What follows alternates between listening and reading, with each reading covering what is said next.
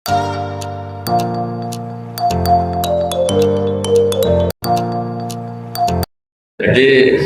itu penyakit laten ya, melihat orang lain senang, kok tahu melihat istrinya senang.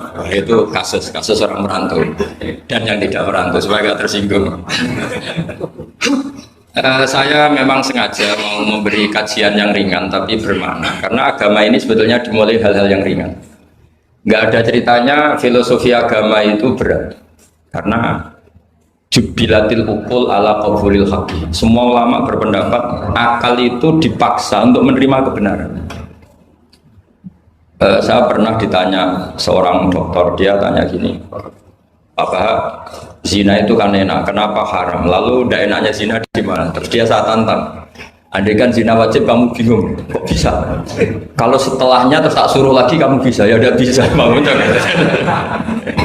Akhirnya dia mikir ya, kalau wajib malah bingung, harus mengumpulkan uang untuk murder, dan kalau dia senang seseorang tidak harus kesampaian. Ya kan, kalau kamu senang seseorang kan tidak mesti dia senang kamu, kan repot kan? Kalau senang tidak mesti dia senang kamu, atau nggak senang maunya dibayarkan, repot. Mendingan diharamkan terus tidak usah, kan enak malah. Tidur di kamar happy santai, syukur-syukur itu terganti oleh sujud, oleh munajat, oleh kesenangan-kesenangan yang religi. Misalnya maling diharamkan ya enak, kalau kita boleh maling malah digebuki orang malah repot. Barokahnya diharamkan dia dapat pahala, ada digebukin orang gitu. Sama, jadi perlu membuat argumentasi agama itu penting. Selama ini ada kesolehan-kesolehan amatir, itu yang sering saya kritik setiap saya ngaji itu, kesolehan apa? Amatir. Misalnya gini, kadang-kadang orang malu gini, Islam itu repot, mau kebar gak boleh, mau bebas gak boleh, nanti kan boleh semua kan enak. Pertanyaannya adalah, ketika boleh semua, apakah lembaga maksiat ini tidak ada aturan? Kan tetap ada aturan. Boleh pakai kalau bayar, itu aturan nggak? Aturan. Kalau yang cantik mahal kan aturan. Kalau khomer atau arak yang enak mahal kan aturan. Artinya gini, di tempat yang maksiat pun banyak apa? Aturan. Kenapa aturan di tempat maksiat kamu anggap kebebasan, sementara agama ngatur kamu anggap pengekangan? Nah, ini namanya soleh amatir, apa? Soleh amatir itu yang latihan soleh. Tapi kalau solehnya sudah lama, kayak saya ini masuk soleh sudah lama, udah tahu saya. Dari Gus Bak Syukur yang nggak seneng namanya akan komentari ujub, ya sudahlah itu biasa manusia seperti sama merengut. Yang senang akan bilang pemikir serius, yang nggak seneng kok merengut kok air. Orang ita itu ya gitu, yang seneng bilang wah itu sibuk ngalor ngidul, yang nggak seneng kan bilang wah ita itu. Jadi itu kan nggak usah dipikir lah, komentar orang itu nggak usah dipikir. Jadi ini penting saya utarakan. Sehingga saya berpikir, terutama untuk zaman akhir, seorang lagi terutama untuk zaman akhir, saya buktikan sekian ayat. Sebenarnya saya hafal Quran, tapi ini tak bawa Qurannya supaya nanti kamu bisa nyari ayatnya. Syukur-syukur kamu bisa nyanyi saya hafal Quran, bagus. Kalau enggak ya kacau ya. Sekarang kan banyak orang bantah apa orang hafal Quran, dia sendiri nggak hafal. Saya sering di Jogja, saya mau tanya tafsir sama jenengan, karena tafsir Kemenak tuh ada kesalahan sekian 2000 itu, tak tanya kamu hafal Quran enggak? Aduh repot ini kata saya. Ini kayak Tyson tinju sama Elias Pikal gitu. Kalau kelasnya nggak sama mati soalnya.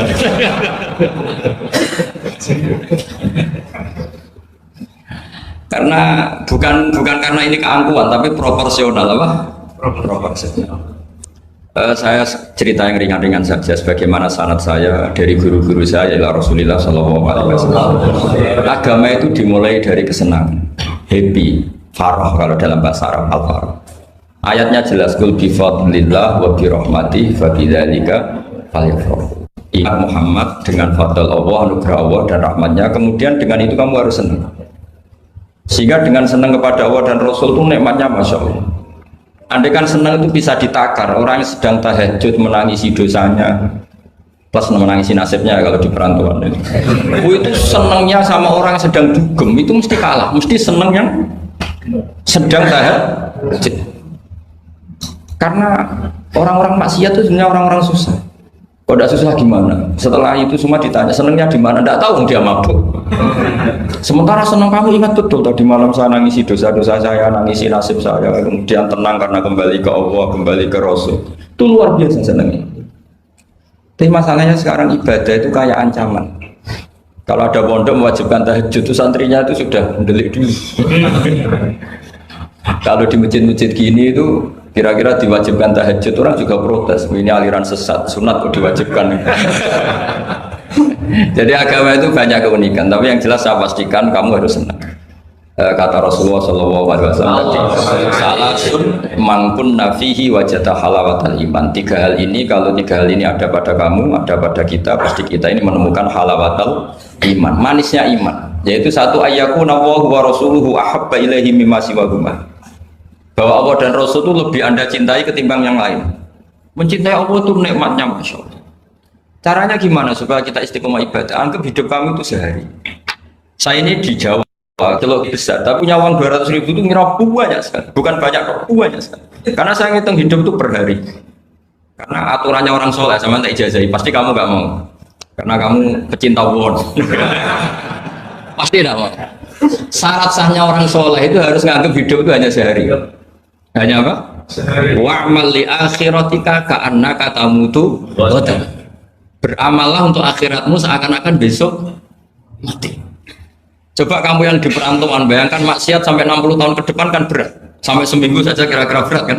Tapi kalau bayangkan saya tidak akan maksiat semalam ini karena besok saya mati, sukses. Besok berpikir gitu lagi, saya tidak akan maksiat kan hanya sehari. Ternyata besok hidup lagi. Berpikir gitu lagi, tahu-tahu mati betulan setelah 60 tahun. Jadi itu apa ya, satu konsep dari Rasulullah supaya orang itu meninggalkan maksiat itu ringan karena bayangannya hidup banyak. Coba yang ahli maksiat itu diberitahu besok kamu mati, kira-kira malamnya maksiat enggak? Kamu maksiat itu karena bayangkan hidup masih lama.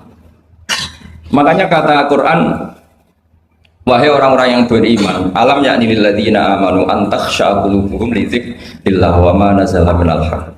Orang-orang iman itu sudah saatnya khusyuk. Kamu jangan seperti orang-orang dulu. Orang-orang dulu fatola alaihimul amatu faqasat qulubuhum. Orang itu menjadi wangkot, menjadi keras hatinya karena merasa hidupnya itu panjang. Ini penting, ini konsep-konsep yang ada di hadis sahih. Jadi tidak perlu kamu soal ini sahih apa enggak, tak pastikan sahih. Saya ini baca hadis lama sekali. Jadi yang nyoal harus imbang. Kalau enggak kayak Tyson dengan Elias Pikal. Supaya clear, supaya jelas. Saya sering ketemu para pemikir di Jogja dan berkali-kali saya bilang harusnya diskusi itu imbang. Ini bukan karena keangkuhan tapi karena propor. Awal maksiat itu dimulai karena tidak senang tercari kesenangan dan pilihannya maksiat. Coba kalau kesenangan itu ada pada taat, itu luar biasa.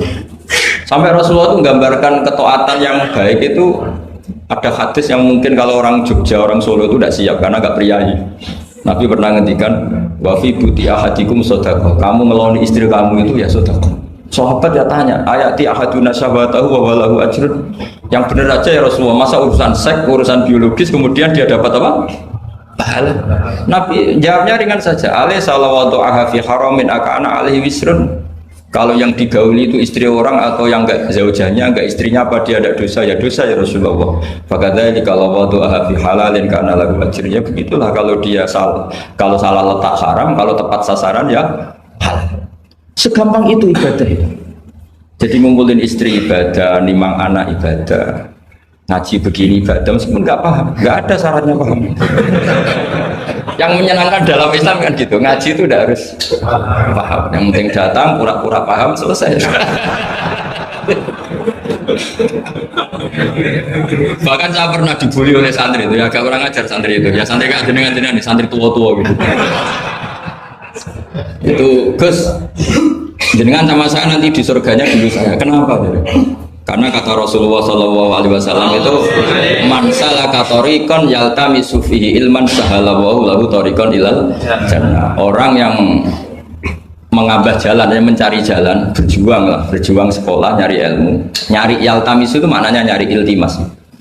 Maka orang yang mencari ilmu itu sahalallahu lahu thariqan ilal jannah, akan dimudahkan jalan ke surga. Itu yang nyari tuh Gus. Kalau sudah ketemu kayak jenengan tidak masuk hadis itu.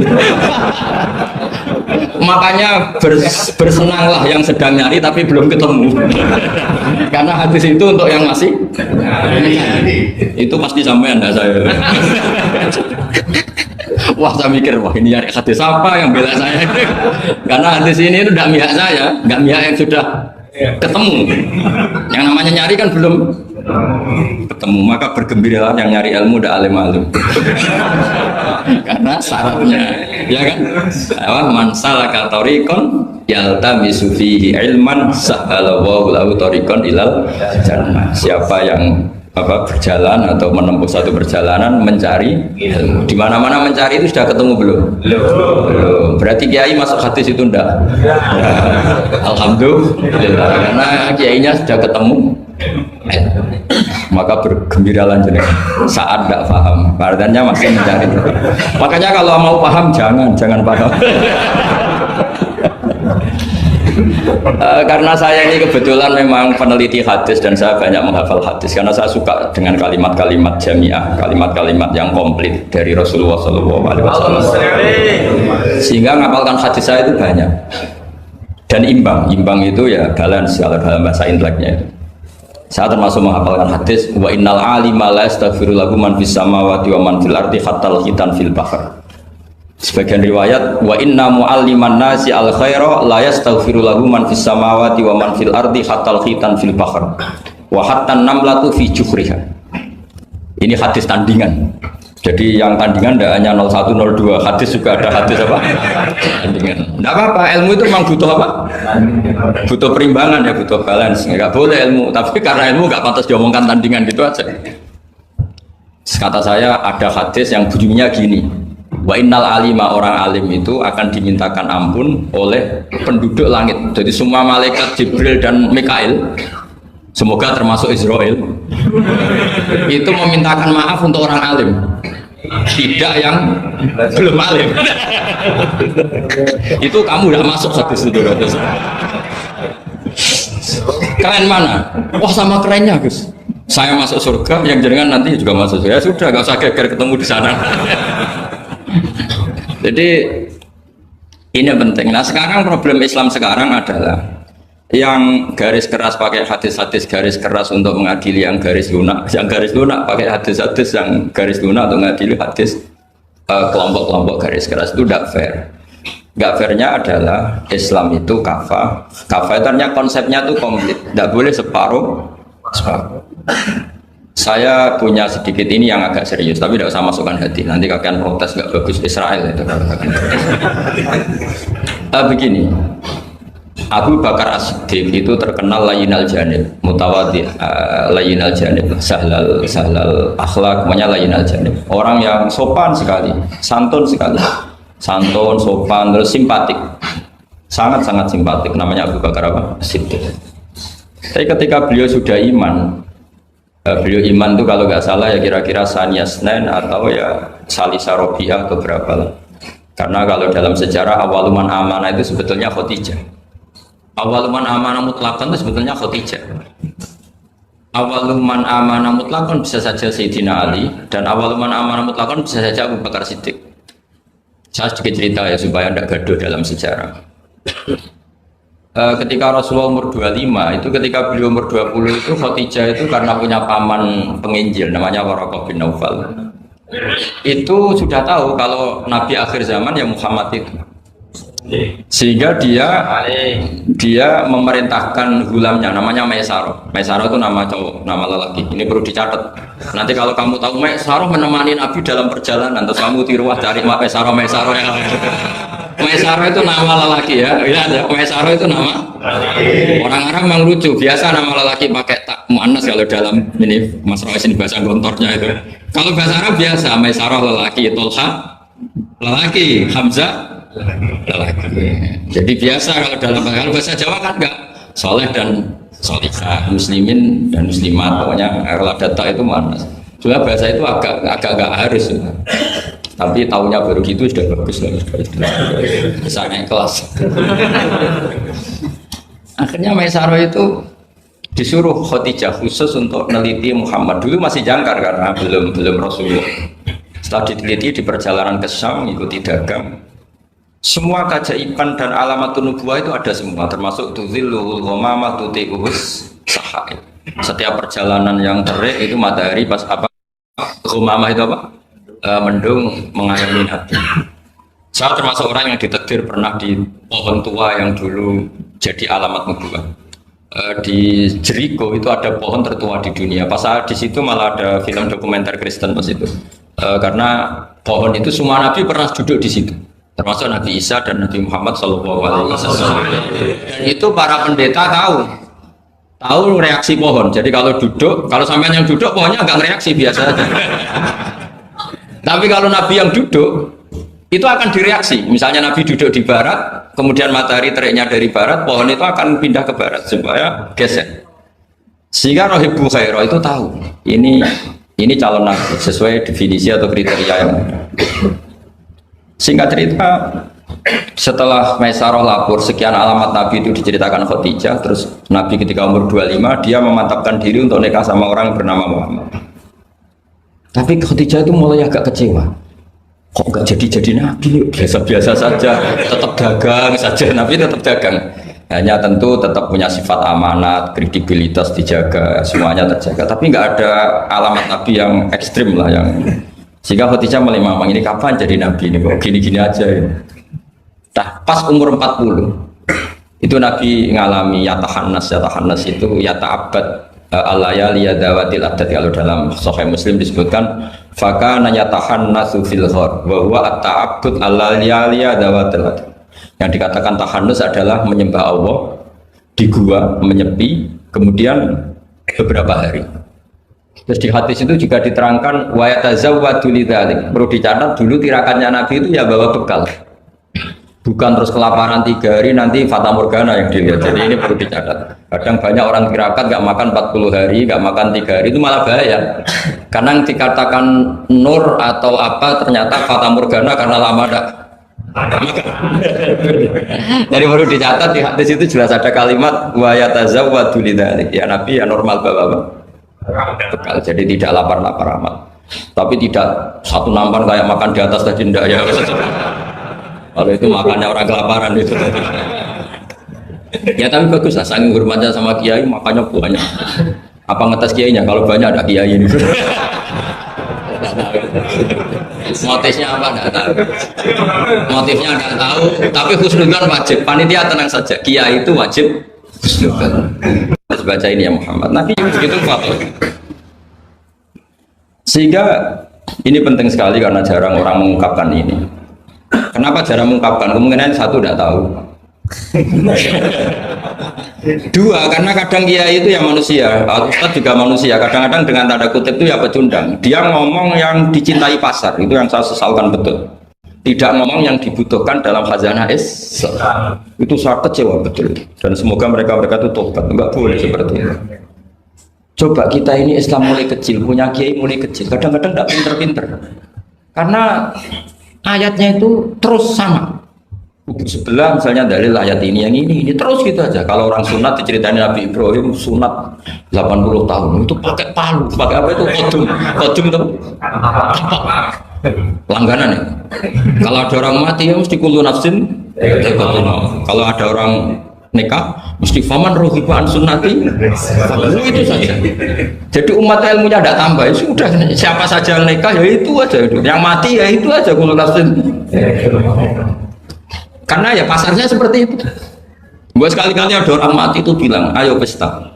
Karena orang dolim ini sudah mati. Ngurangi beban bumi. Ngurangi beban apa? Syukurilah kematian orang fasik ini.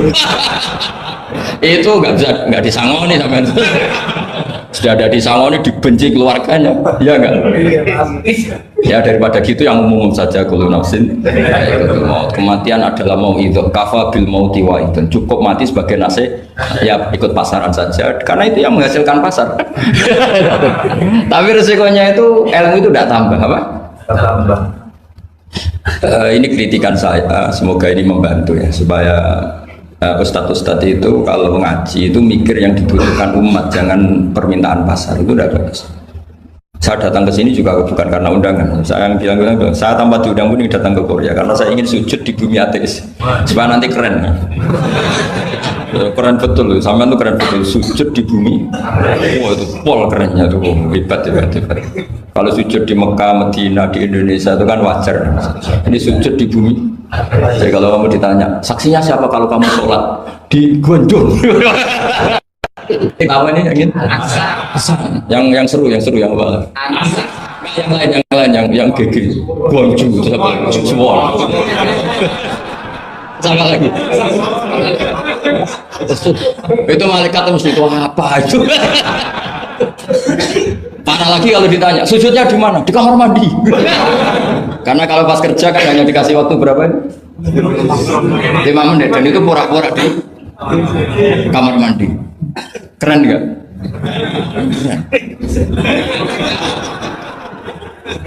Jadi padahal bumi itu akan bersaksi yang dipakai tempat sujud. Itu paling keren mesti yang Korea. Apalagi yang pas kerja. Kalau di sini kan masjid masih normal. Kalau pas kerja kan di kamar mandi. Iya di pabrik ya maksudnya. Iya. Jangan yang priai yang itu, yang nggak priai itu. Di gudang ya? Di mana? Sampai mesin deh. Ayo, mesin sebagai saksi. Ya bagus. Saksinya apa? Buta gitu. Yang jelas jangan kerja di pabrik salib. Saksinya apa? Kerjanya bikin apa? Ya, pas waktu sholat. Saksinya apa? Itu. Bisa berhadapan-hadapan itu saksi sama yang disaksikan. Begini ini intermezzo saja tapi betul. Jadi kemudian Khadijah, kembali ke Khadijah tadi. Rasulullah itu nggak bisa baca. Walhasil akhirnya ditakdir bisa. Saya mengatakan bukan karena belajar, ditakdir bisa karena syaratnya Nabi itu harus ummi. Ummi itu keibu-ibuan. Tapi Nabi itu uniknya begini. Justru beliau ngira itu malakul maut. Jadi pulang itu yarjufu fuadu. Dia gemeteran sekali. Nangis pulang itu yarjufu fuadu nangis. Terus bilang ke Khadijah zamiluni zamulini. Coba saya kasih selimut. Kalau dalam bahasa Arab itu boleh khitab sama perempuan itu pakai yang mana sama khotoba atau pakai mudzakkar ghaib, al-mudzakkar mukhatab jamak, tapi niatnya ahli. Jadi kalau orang Arab bilang, normalnya kalau perempuan kan zamilini karena khitabnya satu yaitu Khadijah. Tapi Khadijah itu nama ahlun, nama keluarga, sehingga dalam bahasa Arab juga boleh zamiluni apa? Pakai khitab jamak mudzakkar. Khadijah terus dikemulin. Di mana-mana namanya ketakutan itu ya dikemulin. Dan di mana-mana kalau ketakutan itu cari istri. Yang bayang di perantauan ya kalau ketakutan. Nggak usah lah banyak menyinggung orang. Pokoknya seperti itu. Sunnah manusia apapun hebatnya kalau ketakutan itu nyari istri. Jangan bahasakan nyari perempuan, nyari istri ya. Garisnya jelas ya. Kalau ketakutan nyari apa? Istri. Nyari istri apa nyari perempuan? Istri. Alhamdulillah. Yang punya. Akhirnya dikemulin sama Khadijah. Ada apa? Oh saya tadi ketemu malakul mauti gini-gini. Khadijah tuh senangnya bukan main. Ini yang saya tunggu. Hampir saja saya putus asa. Takut kamu gak jadi nabi ya? Terus tanya Khadijah, lalu sifatnya orang tadi kayak apa? Oh gini. Oh ya besok ikut saya. Didatangkan ke Waraqah bin Naufal. Dalam Bukhari disebutkan wa kana imro'an tanassara fil jahiliyah wa yaktubu minal injil masyaallah ayaktub. Waraqah bin Naufal itu penginjil. Dia menerjemah Injil dari bahasa Ibrani menjadi bahasa apa? Ketika Rasulullah ditanya, ma ra'aita itu, madza tara, apa yang kamu lihat? Terus Nabi cerita itu. Kata Waraqah bin Naufal, hadzal namus alladzi ja'a bihi Musa. Bahasa lainnya malak itu namus, dan namus alladzi ja'a bihi Musa. Uniknya itu tahun awal nubuwah, ya, tahun awal apa? Nubuwah. Itu uniknya Waraqah itu bilang begini. Ini Waraqah bin Naufal bilang gini. Doakan saya ini masih hidup. Khina akhrajaka qaum, ketika kaum kamu musir kamu. Kagetnya bukan main Rasulullah, karena Rasulullah itu figur yang menarik, yang simpatik. Beliau putra tokoh, Muhammad bin Abdullah bin Abdul Muttalib bin Hashim, tokoh yang sangat dihormati. Beliau tidak punya kasus, beliau ada orang yang dibenci, beliau orang yang sangat menarik. Kenapa harus ngalami diusir? Maka Rasulullah tanya, awamu khrijiyah, masa betul umat saya mau mengusir saya? Tapi siapa? Waraqah tetap bilang, ya letani fi hajatan hina akhrajaka qaum. Doakan semoga saya ini masih kuat ketika engkau diusir kaum.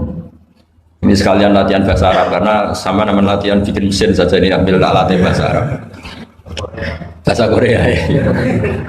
Akhirnya kata Waraqah bin Naufal, tidak ada orang yang alami seperti kamu kecuali pasti akan diusir.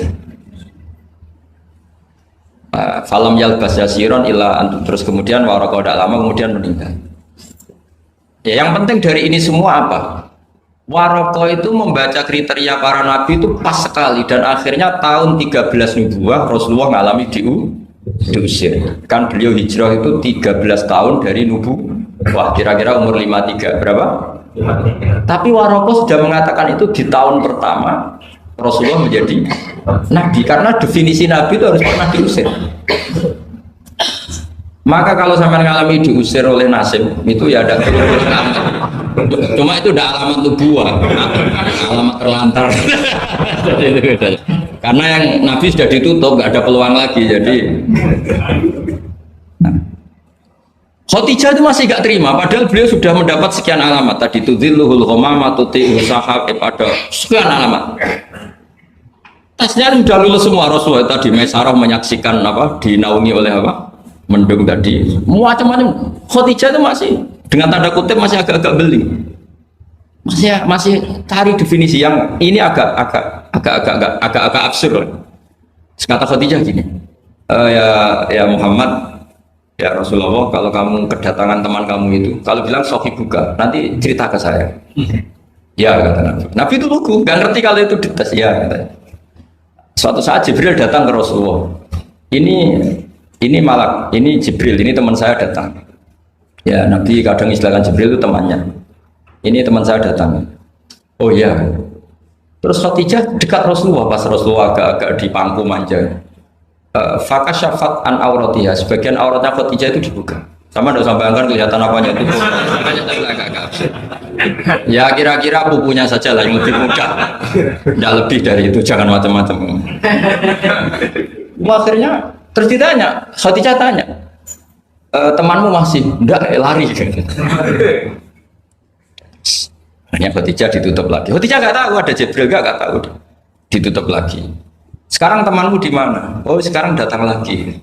Oh Nabi diam ini sempurna. Ini yang saya tunggu-tunggu. Itu malaikat betul, bukan setan.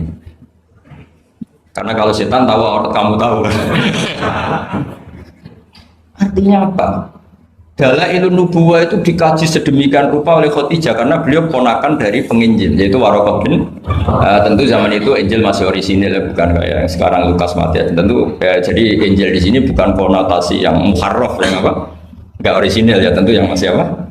Orisinil. Jadi semuanya mengarah ke pembenaran terhadap kenabian Rasulullah Muhammad SAW. Jadi Khadijah tambah mantap. Jadi Nabi dites ini ada tahu ya lugu saja, temanmu masih lari. Terus setelah ditutup lagi, temanmu ada. Oh iya ya sekarang ada lagi. Wah ya Nabi betul. Absyir ya Muhammad, kamu harus senang, itu malaikat betul. Kalau setan tidak seperti itu. Kalau ada orang senangnya bukan main. Nah, melihat awal, saya ulang lagi ya, melihat awal dialek kenabian itu hanya dengan Khadijah karena dia keluarga terdekat beliau. Maka sebetulnya awaluman amanah mutlakon itu sebetulnya itu hampir semua ulama bilang itu Khadijah, bukan Abu Bakar. Tapi melihat peran Abu Bakar yang begitu sentral dalam mengawal Islam, orang bilang Abu Bakar. Melihat Sayyidina Ali teman kecilnya Rasulullah, orang bilang Ali. Sehingga berjanji itu, kitab berjanji itu, maulid itu kan sebenarnya kitab sejarah normal biasa, kitab akademik sebetulnya, bukan kitab mantra. Kitab akademik. Beliau kalau ngendikan tuh awwalu man amana minar rijal Abu Bakar, wa minan nisa Khadijah, wa minas sibyan Ali, wa minal mawali Zaid. supaya semua kelompok terwakili. Semua kelompok. Karena kalau yang pro Abu Bakar dibilang awal man amanah Khadijah itu merengut. Yang bener aja kayaknya Abu Bakar. Yang pro Khadijah kalau dibilang Abu Bakar juga merengut. Yang pro Ali juga demikian. Akhirnya di tengah-tengah awaluman amana minar rijali Abu Bakrin wa minan nisa Khadijah wa minas sibyan Ali wa minal mawali Zaid bin Harisah. Pertama orang iman dari golongan lelaki tua, rijal lelaki tua, lelaki berumur itu Abu Bakar, dari perempuan Khadijah, dari anak kecil Ali, dari mawali budak diperdekakan. Jadi itu sudah cara bahasa Arab itu takbir itu redaksi yang agak-agak ngeles. Jadi seperti ginilah, pendiri masjid As-Siratal Mustaqim itu siapa? Yang pertama punya ide tentu sebenarnya yang pertama, tapi kan ide tok belum terrealisasi. Nah, nanti yang pertama terrealisasi pondasi juga pertama, tapi yang benar-benar mulai dipakai Jumatan itu juga pertama. Lagi lah supaya agak sensitif kita ini harus minta semua, mau tidak mau kan kita harus ngomong awaluman bana hadal masjid si'a. Tapi dulu belum ada ya bana ide. Wa awaluman misalnya pembalataan batu pertama waktu al-hijarah awalan ini. Wa awaluman sing jadi imam ya ummu hadal masjid fil jum'ah ini. Lah yang sampean wa awaluman ngerameni ibu masjid. Sudah enggak apa-apa, sementara awaluman apa? Masuk kategori awal. Nah ini penting saya terangkan. Kembali ke Abu Bakar. Abu Bakar itu layyinal janib, orang yang sopan. Dan itu bagus, tentu sopan itu bagus, layyinal janib bagus. Tapi masalahnya Rasulullah itu dikepung preman-preman yang ganas. Yaitu Abu Lahab, Abu Jahal, Walid bin Mughirah, Wa'il bin semuanya preman yang ganas. Bukan sekedar kafir tapi ganas terhadap umat Islam. Mereka penyiksa-penyiksa ulung, termasuk akhirnya ada yang mati syahid, awal syahidin fil Islam, yaitu Ammar bin Yasir. Tapi yang bapaknya bukan Ammarnya, siapa? Yasirnya sama istrinya namanya Sumayyah. Makanya saya tadi ngaji di Masjid Ammar bin Yasir itu ngaji yang paling tidak guyon, karena masjid itu didesain untuk mengenang Ammar bin Yasir. Sumayyah disiksa sampai mati, ya Yasir juga gitu, sampai Rasulullah ngendikan sobron ala Yasir inna mu'idakum al jannah, sudah kamu sabar, kamu pasti nanti masuk surga. Bilal disiksa, tapi Bilal akhirnya aman karena menangi, diselamatkan Abu Bakar, bahkan menangi futuhat ya, beliau menangi apa? Fatwa banget. Saya pernah ziarah ke makam Bilal. Akhirnya apa Rasulullah? Ini kalau gini terus anak Islam orang-orang sopan kok repot. Beliau pas jalan-jalan ngerti Umar itu kalau ingin sarapan atau ingin punya uang, kalau ingin punya uang itu harus tarung. Dan dia petarung yang ulung. Jadi kalau tarung itu menang, ya uangnya banyak. Barokahnya kalau tarung apa? Menangan dari gulat. Akhirnya Nabi mikir, wah kalau yang Islam gini ini cocok. Karena kalau yang sopan-sopan ini kayaknya repot. Kalau asal Nabi spontan tuh, Allahumma a'izzal Islam bi Umar.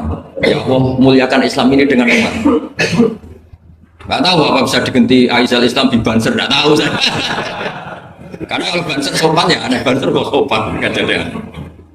Atau pemuda Muhammadiyah kalau sopan kan ya jadi aneh. Masa pengawal kok sopan? Monggo nak badhe santai. Monggo.